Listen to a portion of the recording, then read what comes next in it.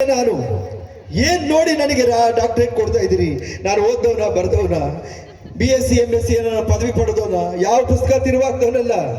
ಕಿಕ್ಕಂದ್ರೆ ನಮ್ಮ ಅವನ ಜೊತೆ MMSತಾ ಇದ್ದೆ ಅಂತ ಹೇಳ್ತಾರೆ. ಅಂದ್ರೆ 100 ಚಿತ್ರಗಳ ಹೀರೋ, ಕನ್ನಡಕ್ಕೆ ಒಂದು ದೊಡ್ಡ ಕನ್ನಡದ ಶಬ್ದದ ಒಂದು ಕೋಶ ಅಂತ ಹೇಳ್ಬೋದು, ಲೈಬ್ರರಿ ಅಂತ ಹೇಳ್ಬೋದು, ಇನ್ಸ್ಟಿಟ್ಯೂಷನ್ ಅಂತ ಹೇಳ್ಬೋದು.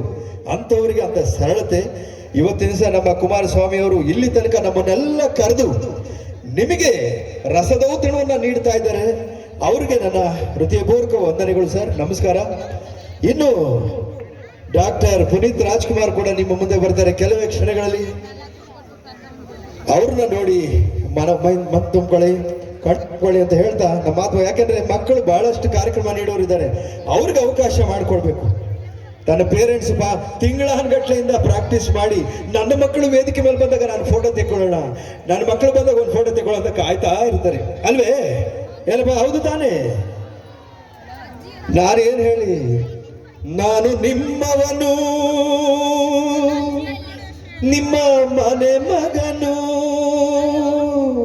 ನಾನು ನಿಮ್ಮವನು, ನಿಮ್ಮ ಮನೆಯವನು, ನಿಮ್ಮ ಕಮ್ಮನಿ ಒರೆಸುವ ಮಗನು,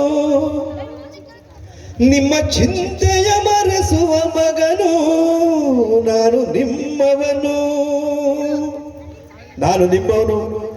ಈ ರಾಜ್ಕುಮಾರ, ಆ ರಾಜ್ಕುಮಾರ್ ಅವರು ಹೇಗಿದ್ರು, ಹೇಗೆ ಮಾತಾಡ್ತಿದ್ರು, ಹೇಗೆ ಆಡ್ತಿದ್ರು, ಅದನ್ನೆಲ್ಲ ಪ್ರತಿಬಿಂಬಿಸುವಂತ ಚಿಕ್ಕ ಕಲಾವಿದ.